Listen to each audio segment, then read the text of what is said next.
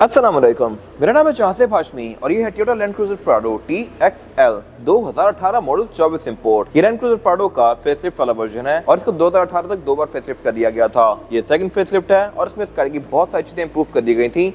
वो क्या है मैं सब कवर करूंगा आगे इस रिव्यू के अंदर। खैर, प्राडो के बारे में एक इंटरेस्टिंग फैक्ट ये है कि अगर आपके पास लेट्स सपोज 2010 वाली प्राडो भी है तब भी आप उसको इस शेप में कवर करवा सकते हैं। इसके क्या चार्जेस हैं, कितने पार्ट्स चेंज होते हैं, ये सब मैं आगे कवर करूंगा इस रिव्यू के अंदर। ये स्पेसिफिक कार 2.7 लीटर पेट्रोल वाली है और TXL है। TXL में ऐसी बहुत सारी चीजें आती हैं जो कि इसके प्राइस को जस्टिफाई करती हैं, जैसा कि radar, 360 degree cameras, headlight washer, parking sensors और उसके अलावा इंटीरियर में भी बहुत सारी चीजें आती हैं जो कि वर्थ इट हैं। खैर, अगर बात कीजिए स्पेसिफिक गाड़ी की तो ये साइकिल मोटरस्पोर्ट के पास अवेलेबल है। इसकी डिमांड 3 करोड़ 15 लाख है। ये गाड़ी 18 मॉडल है, 24 इंपोर्ट है और TXL है। अगर आपने इसके बारे में कोई इन्फॉर्मेशन लेनी है तो आप इसी नंबर पर कॉल कर सकते हैं या फिर आप साइकिल मोटरस्पोर्ट को विजिट कर सकते हैं जो कि रावलपिंडी में DH2 के गेट 1 के ऑपोजिट लोकेटेड है। साइकिल मोटर्स की टोटल 2 ब्रांचेस हैं, एक रावलपिंडी में बरी रोड पे और एक रावलपिंडी में ये वाली ब्रांच। इन दोनों ही ब्रांचेस पे गाड़ियों की बाइंग एंड सेलिंग के साथ साथ गाड़ियों के काम भी किए जाते हैं, जैसा कि tints, wrap, ceramic coating, graphene coating और इसके अलावा यहाँ पे गाड़ियाँ फेसलिफ्ट भी की जाती हैं। हमने ऑलरेडी 2009 वाली प्राडो को कई बार इस शेप में कन्वर्ट किया हुआ है। उनके प्रोजेक्ट्स भी आप हमारे पेज जाकर देख सकते हैं। सो गाड़ियों की मॉडिफिकेशन, बाइंग एंड सेलिंग या पेंट जॉब वगैरह के किसी भी तरह के काम के लिए cycle motors and cycle motorsports is the place. Overall it's a great Prado and today I am going to review it. Let's start with the exterior of this car. ये प्राडो का 2018 मॉडल है और 18 में इस गाड़ी का second facelift आ गया था। इस गाड़ी को 2 बार फेसलिफ्ट किया गया है और बार-बार फेसलिफ्ट करके इसकी लुक को काफी ज्यादा इंप्रूव कर दिया गया था। ये इस गाड़ी का फाइनल लुक था इस जनरेशन में। इसके बाद इस गाड़ी की नई जनरेशन आ चुकी है जो कि अभी कॉन्सेप्ट ही है, कुछ टाइम बाद आना शुरू हो जाएगी ऑन रोड। फिलहाल ये गाड़ी लेटेस्ट वर्जन है। इसके फ्रंट पे बहुत सारी इंप्रूवमेंट्स की गई थी, जैसा कि इस गाड़ी की हेडलाइट, बम्पर, बोनेट, फेंडर्स और इसके अलावा बॉडी किट्स वगैरह भी चेंज कर दी गई थी फेसलिफ्ट के बाद से। और लुक्स के लिहाज से ये गाड़ी अब काफी ज्यादा एग्रेसिव लगती है। इस गाड़ी की अगर बात कीजिए हेडलाइट्स की तो इसमें 2 अलग अलग पॉइंट्स दिए गए हैं। एक प्रोजेक्शन लैंप है बाइसोनॉन वाला, ये लो के लिए है, और फिर एक इसमें 7 LED दी गई है जो कि हाई के लिए है। इसके अलावा फिर इसमें DRL आ गई थी जो कि काफी सब्सटेंशियल है और इसके अलावा इसकी लुक भी ऑल टुगेदर डिफरेंट है। बाकी इसके बम्पर में भी काफी ज्यादा शार्प कर्व्स दे दिए गए हैं। फॉग लैंप भी फेसलिफ्ट के बाद से LED में आ रहे हैं और इसके अलावा ये गाड़ी TXL है तो इसमें फीचर भी काफी सारे दिए गए हैं। इस तरह से इसकी हेडलाइट के नीचे हेडलाइट वॉशर भी दिया गया है। फिर इसकी हेडलाइट में ऑटोमेटिक वाले 2 फीचर आते हैं। एक तो ये डे और नाइट को सेंस करके ऑटोमेटिकली ऑन और ऑफ होगी और इसके अलावा दूसरा फीचर ये है कि इसमें ऑटो लेवलिंग आता है। अब जब भी इस गाड़ी को ऑफ करके ऑन करेंगे तो इसकी हेडलाइट नीचे जाके ऊपर आएंगी और इसके अलावा ये ऑटो लेवल करती हैं। फिर इसके अलावा फॉग लैंप इस गाड़ी में स्टैंडर्ड ही आते हैं कंपनी से। ये गाड़ी फ्रंट में पार्किंग सेंसर्स भी ऑफर करती है और रडार भी ऑफर करती है। इसमें यहाँ पे टोयोटा का एम्ब्लम जो है ये प्रिंटेड है और इसकी वजह यह है कि इसके अंदर सेंसर्स आते हैं जो कि इस गाड़ी के बहुत सारे फीचर्स को इनेबल करते हैं। वो क्या है मैं आगे कवर करूंगा इंटीरियर में जाके। फिर इसके अलावा ऊपर इसकी विंडस्क्रीन में एक और सेंसर भी दिया गया है। ये बेसिकली इसके रेन सेंसिंग वाइपर्स का है। वाइपर भी इस गाड़ी में रेन सेंसिंग आते हैं। फेसलिफ्ट में इस गाड़ी के बोर्ड के अंदर ये 2 काफी स्ट्रॉन्ग हब्स दे दिए गए थे, जैसा कि LC V8 में आने से इस एरा की, और ये इसकी लुक को पहले से बहुत ज्यादा बेहतर बनाते हैं। इसके बाद अगर बात कीजिए इस गाड़ी की साइड प्रोफाइल की तो TXL में फीचर्स काफी डिसेंट आते हैं। लुक्स के लिहाज से गाड़ी बहुत अच्छी है ही, बट स्टिल फीचर्स के लिहाज से वर्थ इट है। और इसमें रिम भी 19 इंचेस के आते हैं। इससे छोटे वर्जन में या प्री फेसलिफ्ट कार्स में रिम 18 इंचेस के आते थे। इसके अलावा अगर बात कीजिए फीचर्स की तो ये साइड मिरर फीचर्स के लिहाज से काफी इक्विप्ड हैं। इस तरह से कि ये रिट्रैक्टेबल हैं, एडजस्टेबल हैं, इनमें ऑटो वाला फीचर भी आता है, ये हीटेड भी है और इसके अलावा इसमें नीचे फिर कैमरास भी दिए गए हैं। ये गाड़ी 360 डिग्री कैमरा सेटअप ऑफर करती है जो कि आपको इस गाड़ी का 360 व्यू देता है। तभी इस गाड़ी में यहाँ पे कोई मिरर नहीं है, वरना आपको इस जनरेशन की मोस्टली प्रोडक्ट्स के अंदर यहाँ पे एक मिरर देखने को मिलेगा जो कि बेसिकली पुराने वक्तों का ब्लाइंड स्पॉट मॉनिटर है जो कि आपको आगे का और यहाँ का व्यू देता है। बट जिस गाड़ी में 360 कैमरा आता है उसमें वो चीज़ नहीं आती। This car is no different. इसके अलावा इसमें फिर इंडिकेटर दिया गया है जो कि LED में है और इसके अलावा इसके फेंडर में भी काफ़ी शार्प रेक्टल लाइन्स दी गई हैं जो कि पहले नहीं आ रही थी। फिर इसके अलावा इसके साइड पे क्रोम वगैरह काफी ज्यादा फॉलो किया गया है। और अगर बात की जाए इस गाड़ी की एब्सोल्यूट साइड प्रोफाइल की तो साइज के लिहाज से ये गाड़ी एक मिड साइज SUV है। इससे छोटी फॉर्च्यूनर आती है, इससे बड़ी लैंड क्रूजर V8 आती है 200 या 300 सीरीज। ये गाड़ी मिडिल में आती है और मेरे ख्याल से एक परफेक्ट साइज है डे टू डे यूज़ के लिए। इस गाड़ी को मनूवर करना भी आसान है, इसकी राइड भी स्मूथ है, कंपैरेटिवली फॉर्च्यूनर से तो ये बहुत सारा बेहतर है और फीचर्स भी ये गाड़ी काफी डिसेंट ऑफर करती है। और यही वजह है कि गाड़ी पाकिस्तान में भी बहुत ज़्यादा पॉपुलर है और पाकिस्तान में बहुत ज़्यादा पॉपुलर होने की मेन वजह यह है कि ये गाड़ी बहुत ज़्यादा ड्यूरेबल भी है और ड्यूरेबिलिटी की वजह से इस गाड़ी की रीसेल वैल्यू भी काफ़ी स्ट्रॉन्ग है। इस गाड़ी में एक और वर्जन भी आता है लेक्सस के नाम से, लेक्सस GX 430। वो गाड़ियाँ बहुत रेयर हैं और वो गाड़ियाँ 4.3 लीटर V8 होती हैं, जबकि ये गाड़ी प्राडो के नाम से ही आती है और इसमें छोटे इंजन आते हैं। इसके अलावा इसमें साइड पे ये प्लास्टिक के साइड स्टेप्स हैं। कुछ गाड़ियों में retractable side steps add on करवा सकते हैं जो कि आप परचेज करते टाइम भी लगवा सकते हैं। उसके बाद ये फीचर आपको मेरे ख्याल से मुश्किल ही मिले कहीं पे। बाकी इसके अलावा ऊपर इसमें रूफ रेल्स दी गई हैं, इसमें सनरूफ भी आती है और इसके अलावा इस गाड़ी में सॉफ्ट अनलॉक भी आता है, यानी कि मैं इस गाड़ी को यहीं से ही लॉक ये अनलॉक कर सकता हूँ लाइक दिस। फिर इसके अलावा इसमें एक वर्जन आता है TZG और उसमें हाइट कंट्रोल भी आता है, यानी कि आप इसकी राइट हाइट को ऊपर या नीचे कर सकते हैं। उसकी कुछ अप साइड्स भी हैं और डाउन साइड्स भी हैं। वो क्या है मैं कवर करूंगा अभी टायर वाले सेक्शन में जाके। और अगर बात की जाए इस एंड की तो यहाँ भी चीज़ें काफ़ी इंटरेस्टिंग हैं। एक तो इस गाड़ी का रेयर फेंडर काफ़ी ज़्यादा बोस्टेड है। बहुत सारे लोग 2004-05 वाली शेप को भी कन्वर्ट करवा के ऐसे लोग दे देते हैं, बट यहाँ से आप फौरन पकड़ सकते हैं कि वो गाड़ी फेसलिफ्ट हुई भी है। उस गाड़ी में ये वाला एरिया इतना ज़्यादा बोस्टेड नहीं आता। फिर इसके अलावा इसमें रेयर विंडोज प्राइवेसी वाली हैं और इसके अलावा इस गाड़ी में एंट्री भी आसान है। एंटर होने के लिए इसमें यहाँ पे ग्रैब हैंडल्स दिए गए हैं जिनको पकड़ के आप इसमें बैठ सकते हैं। और इसके अलावा ये थर्ड रोव कार है तो इसमें थर्ड रोव सीट्स के अंदर एंटर होने के लिए यहाँ पे स्टेप्स भी दिए हुए हैं। मैं सेकंड रोव सीट्स को फोल्ड करके बैक पे एंटर हो सकता हूँ। इसके अलावा बैक पे जो क्वार्टर ग्लास है ये इसमें अच्छा खासा मैसिव दिया गया है, लेकिन ये फिक्स ही है, ये ओपन नहीं होता। और इसके अलावा फ्यूल डोर ये गाड़ी लेफ्ट पे ही ऑफर करती है। इसमें एक और वर्जन भी आता है जो कि ऑस्ट्रेलियन वर्जन होते हैं यूजुअली, उनमें ऑक्सिलरी फ्यूल टैंक भी आता है। इस गाड़ी की fuel tank capacity 90 something litres होती है, लेकिन जिन गाड़ियों में ऑक्सिलरी फ्यूल टैंक आता है उसकी फ्यूल टैंक कैपेसिटी 150 लीटर के करीब होती है। जिन गाड़ियों में बैक पे स्पेयर टायर डिक्की पे लगा हुआ होता है वो गाड़ियां ऑक्सिलरी फ्यूल टैंक वाली होती हैं। और नेक्स्ट टाइम अगर आपको रोड पे कभी वो गाड़ी नजर आए जिसमें बैक पे टायर लगा हुआ हो तो आपको फौरन आइडिया हो जाएगा कि ये गाड़ी ऑक्सिलरी टैंक वाली है। इसके अलावा इस गाड़ी में टू डोर वर्जन भी आते हैं, लेकिन ज़्यादा वैल्यू इस गाड़ी की ही है। और अगर बात की जाए इस गाड़ी के रेयर लुक की तो इसका फेसलिफ्ट वाला रेयर लुक है। फेसलिफ्ट में इस गाड़ी की टेल लाइट चेंज करके इस तरह की कर दी गई थी। इनमें ब्लैक वाले पोर्शन दे दिए थे जो कि पहले नहीं आ रहे थे। पहले इस गाड़ी में क्रोम बहुत सारा था टेल लाइट्स के अंदर, अब इनकी लुक काफ़ी ज़्यादा सरल कर दी गई है। लेकिन फेसलिफ्ट के बाद से इसकी जो क्रोम की गार्निश है ये बहुत ज़्यादा बड़ी कर दी गई है। टोयोटा अपनी मोस्टली कार्स के अंदर फेसलिफ्ट के बाद से क्रोम बहुत ज़्यादा कर देता है। This car is no different. और इसके अलावा प्राडो में एक और चीज़ भी इंटरेस्टिंग है, मोस्टली गाड़ियों में टेलगेट ऊपर जाते हैं, बेशक लैंड क्रूजर 300 सीरीज हो, फॉर्च्यूनर हो या कोई भी कार हो, लेकिन इस गाड़ी में टेलगेट साइड हिंज्ड आता है जिसको मैं इस तरह से ओपन करूंगा लाइक दिस। और इसके अलावा इसमें एक और चीज़ भी इंटरेस्टिंग है और वो ये है कि मैं इसकी रेयर विंडशील्ड को भी अलग से ओपन कर सकता हूँ इस तरह से। ये चीज़ आपको बहुत कम गाड़ियों में देखने को मिलती है।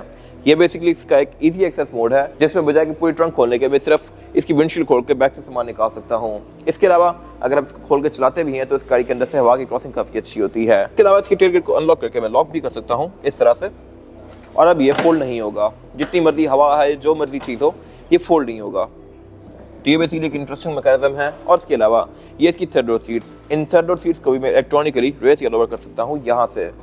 ये गाड़ी की TXL वर्जन है और TXL में सीट्स इलेक्ट्रॉनिकली ऊपर या नीचे होती हैं।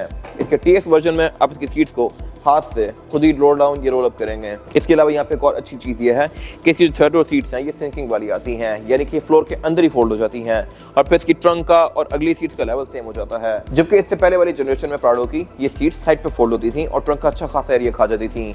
इंटरेस्टिंग चीज़ ये है कि फॉर्च्यूनर में 2024 तक सीट्स साइड पे फोल्ड हो रही हैं और इवन लैंड क्रूजर 200 सीरीज में भी एंड तक सीट साइड पे फोल्ड होती थी, जबकि ये गाड़ी 2009-10 से ये सीट सिंकिंग ऑफर कर रही है। तो मेरे ख्याल से टोयोटा यहाँ पे इंप्रूवमेंट ला सकता था फॉर्च्यूनर के अंदर भी और 200 सीरीज के अंदर भी, बट टोयोटा नहीं लाया, सिर्फ इस गाड़ी में चीज़ थी।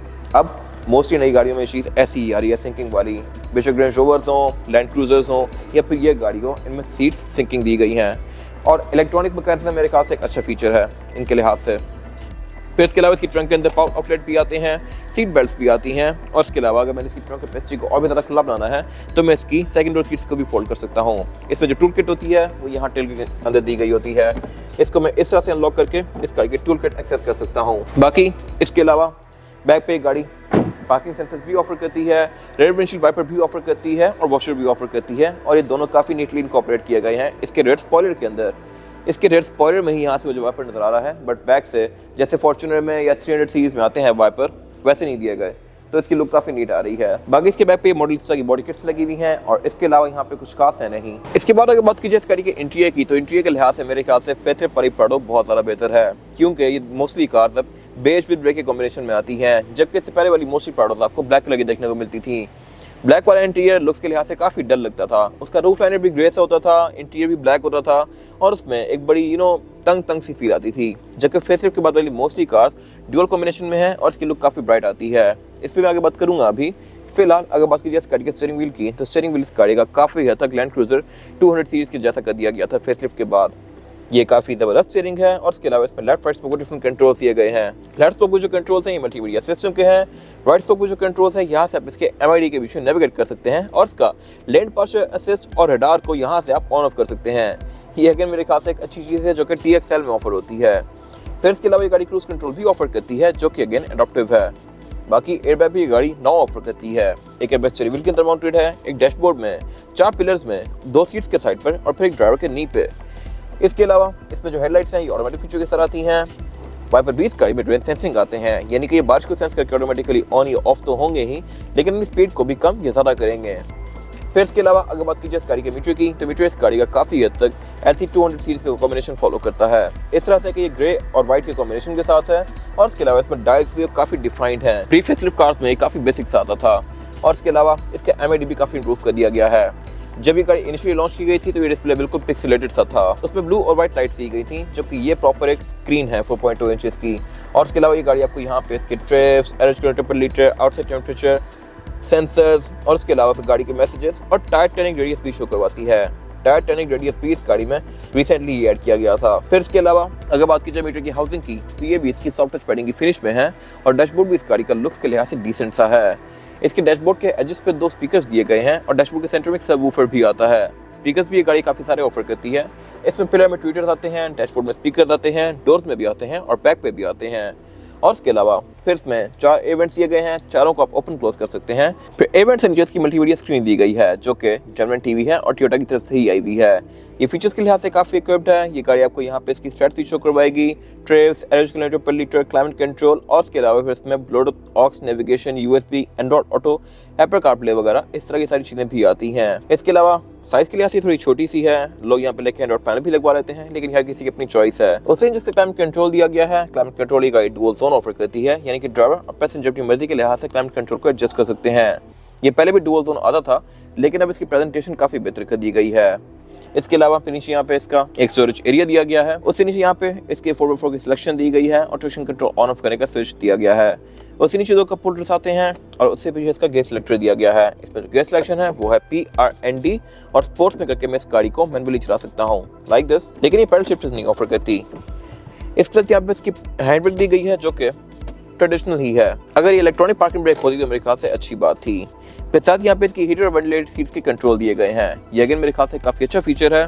इनको मैं यहाँ से ऑन या ऑफ कर सकता हूँ और ये चीज़ वैसे यूजुअली लैंड क्रूजर 200 सीरीज के अंदर आती थी, बट अब प्राडो में भी आने लग गई है। इससे पहले वाली प्राडो में सीट सिर्फ हीटेड होती थी, अब इसके अंदर वेंटिलेटेड भी हैं।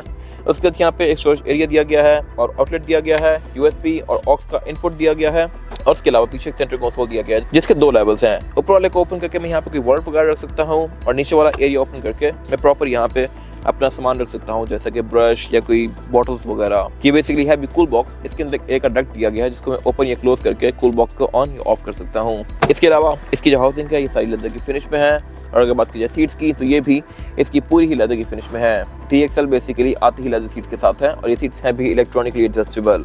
फिर ये है भी परफोरेटेड, यानी कि इनमें पंच होल्स दिए गए हैं और यहाँ से एक गाड़ी वेंटिलेटेड सीट्स की हवा थ्रो करती है। सेम लेदर इसका डोर्स में भी कंटिन्यू किया गया है और इसके अलावा इसमें एम्बिएंट लाइटिंग भी आती है जो कि दिन में तो इतनी प्रोमिनेंट नहीं है, लेकिन रात में आपको अच्छी खासी प्रोमिनेंट होगी। ये मेरे ख्याल से अगेन काफ़ी अच्छी चीज़ है। इसके अलावा विंडोज भी इस गाड़ी में ऑल ऑटो आती हैं, यानी कि मैं इनको सिंगल टैप से फुली रोल डाउन या रोल अप कर सकता हूँ लाइक दिस, और एक गाड़ी आती हुई पुश स्टार्ट के साथ है। फिर इसके अलावा यहाँ पे कुछ और कंट्रोल्स दिए गए हैं। ये सारे वो फीचर थे जो कि मैंने आपको पहले डिस्क्राइब किए हुए हैं, हेडलाइट वॉशर के और ऑटो लेवलिंग हेडलाइट्स के। इसके अलावा वेंट मिरर गाड़ी ड्राइवर और पैसेंजर दोनों के लिए ऑफर करती है विद अ लाइट जो कि LED में है। सेंटर में इसका रेडियो मिरर दिया गया है जो कि ऑटो डिमिंग वाला है। बैक पे इसका सनग्लास होल्डर दिया गया है और इसके अलावा फिर यहाँ पे केबिन लाइट्स दी गई हैं जो कि अगेन LED में है। ये अगेन मेरे ख्याल से एक मजे की चीज़ है। इसके अलावा सनरूफ को मैं इसकी यहाँ से ओपन या क्लोज कर सकता हूँ लाइक दिस, और इसके अलावा यहाँ पे कुछ खास है नहीं। इसके बाद अगर बात कीजिए इस गाड़ी में रेयर पैसेंजर्स के लिए सीटिंग कैपेसिटी की, तो ये बैक पे सफिशिएंट है। मेरे पास यहाँ पे लेग रूम का बिल्कुल भी कोई इशू नहीं है और हेडरूम का भी। और इसके अलावा बैक पे इस गाड़ी में 3 लोग तो बहुत आसानी से बैठ सकते हैं। 4 लोग आना चाहें तो वो भी आ जाएंगे, लेकिन फिर ज़्यादा कंफर्टेबल नहीं होंगे क्योंकि ये गाड़ी चौड़ाई में कोई बहुत ज़्यादा स्पेशियस नहीं है। LC200 सीरीज के अंदर बैक पे 4 लोग फिर एडजस्ट हो सकते हैं। खैर अगर बात कीजिए अमेनिटीज़ की, तो ये भी यहाँ पे डिसेंट दी गई हैं। इस तरह से कि इसमें एयर वेंट्स आते हैं, बैक पे पावर आउटलेट आता है, सेंटर में सेंटर कंसोल दिया गया है जिसको निकाल के मैं एज एन आर्मरेस्ट यूज़ कर सकता हूँ और इसके अलावा इसमें 2 कप होल्डर्स भी दिए गए हैं। और इसके अलावा TXL में एक चीज़ एक्स्ट्रा आती है और वही है कि इसके रेड डोर्स में ट्विटर्स भी आते हैं। ये चीज़ आपको TS में देखने को नहीं मिलेगी, उसमें एरिया ब्लैंक होता है, इसमें यहाँ पे ट्विटर्स हैं। और इसके अलावा ये गाड़ी बैक पे भी फ्रंट की तरह ही एम्बिएंट लाइट्स ऑफर करती है। इसके डोर्स में भी यहाँ पे लाइट दी गई हैं और कप होल्डर में भी, जो कि आपको थोड़े से अंधेरे में प्रोमिनेंट होंगी।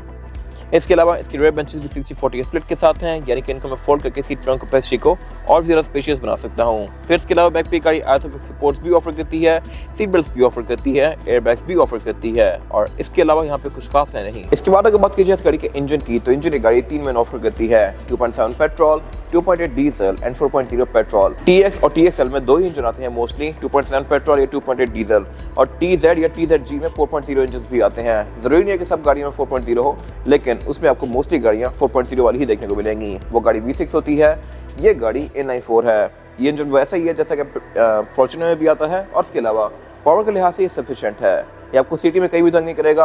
अगर बात कीजिए परफॉर्मेंस फिगर्स की, तो ये गाड़ी 171 हॉर्स पावर प्रोड्यूस करती है with 243 newton metre of torque, जो कि डे टू डे यूज के लिए सफिशिएंट है। फिर ये गाड़ी है भी ऑल व्हील ड्राइव और इसके अलावा एवरेज की अगर बात कीजिए तो ये गाड़ी आपको तकरीबन 8 से 9 किलोमीटर पर लीटर तक की देगी, जो कि बस ठीक है।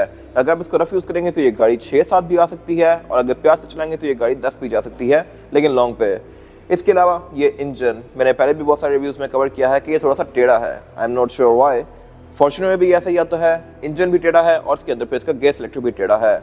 सेम गोज फॉर फॉर्च्यूनर, उसमें भी टेढ़ा इंजन और टेढ़ा गियर आता है, और इसकी प्राडो की जो पिछली जनरेशन थी उसमें भी इंजन आता था, उसमें भी गियर टेढ़ा और इंजन टेढ़ा आता था। तो आई एम नॉट श्योर कि इसको टेढ़ा सीधा क्यों नहीं करता। बाकी ये इंजन ड्यूल VVT टेक्नोलॉजी पे बेस्ड है, और इसके अलावा इसमें फिर ABS, traction control, drive modes, इस तरह की बहुत सारी चीजें आती हैं जो कि इसके राइड को बेहतर बनाती हैं। और इसके बोनट के अंदर इंस्टॉलेशन भी दी गई है। बोनट इस गाड़ी का ओपन भी हाइड्रोलिक से होता है, जो कि अगेन मेरे ख्याल से काफी अच्छी चीज है। फॉर्च्यूनर अच्छी खासी महंगी होते हुए भी बोनट स्टैंड से ओपन करती है। बाकी इसके अलावा यहाँ पे कुछ खास है नहीं। इसके बाद अगर बात कीजिए इस गाड़ी के टायर साइज की, और टायर साइज जो ऑफर करती है प्राडो, ये है 265, 55 और 19। इसमें जो ओरिजिनल रिम आया है ये 19 इंचेस का है। लोग फेसलिफ्ट करवाते हैं और वो रिम मोस्टली 18 इंचेस के होते हैं, क्योंकि डेफिनेटली टायर पहले 18 इंचेस का था प्राडो में। ये रिम लुक्स के लिहाज से काफी डिसेंट सा है और साइज के लिहाज से भी अच्छा खासा मैसिव है, और ग्रे और एल्यूमिनियम की फिनिश के साथ है। इसकी फिनिश प्रॉपर एक टोयोटा वाली है, जबकि जो लोग फेसलिफ्ट करवाते हैं वो रिम्स काफी रफ से लग रहे होते हैं, और उसकी वजह है कि वो आफ्टर मार्केट रिम्स होते हैं, वो कभी भी इसकी क्वालिटी मैच नहीं कर सकते। फिर इसके अलावा टायर्स का में डनलॉप ग्रैंड ट्रैक है, जो कि इस गाड़ी में जेन्युइन ही आता है। आप V8 ले लें, फॉर्च्यूनर ले लें, या जो मर्जी बड़ी कार ले लें टोयोटा की, उसमें आपको डनलॉप ही देखने को मिलेगा। इसके अलावा इस कार की लाइफ भी हाफ रिमेनिंग है, ये आपको 20-25 हज़ार किलोमीटर और एक अच्छी राइड प्रोवाइड करेगा। फिर इसके अलावा इस गाड़ी में सस्पेंशन नॉर्मल ही है। इसमें TZG वर्जन आता है जिसमें हाइट कंट्रोल भी आता है, आप उसकी हाइट को रेज या लोअर कर सकते हैं। उसके प्रोस ये हैं कि उसकी राइड काफी स्मूथ होती है, आप हाइट को भी एडजस्ट कर सकते हैं, लेकिन कॉन्स ये है कि उसकी कॉस्ट ऑफ मेंटेनेंस बहुत ज़्यादा है और 10-12 साल बाद जाके वो आपको काम निकालेगा। तो ये मेरे ख्याल से एक रगेड सस्पेंशन है और आपको कोई तंग नहीं करने वाला। बाकी इसके अलावा इस गाड़ी में ABS, traction control, drive modes, इस तरह की चीजें आती हैं जो कि इस राइड को और भी ज़्यादा बेहतर बनाती हैं, और इसके अलावा यहाँ पे कुछ खास है नहीं। ये था आज का रिव्यू। अगर आपको रिव्यू पसंद आया है तो इस रिव्यू को लाइक कीजिए, मेरे चैनल को सब्सक्राइब कीजिए, और अगर आपके पास गाड़ी से रिलेटेड कोई भी राय है तो उसको कमेंट सेक्शन में शेयर जरूर कीजिएगा, ताकि वो लोग जो गाड़ी लेने वाले हैं वो आपकी राय से फायदा उठा सकें। अपना ख्याल रखिएगा। Thank you.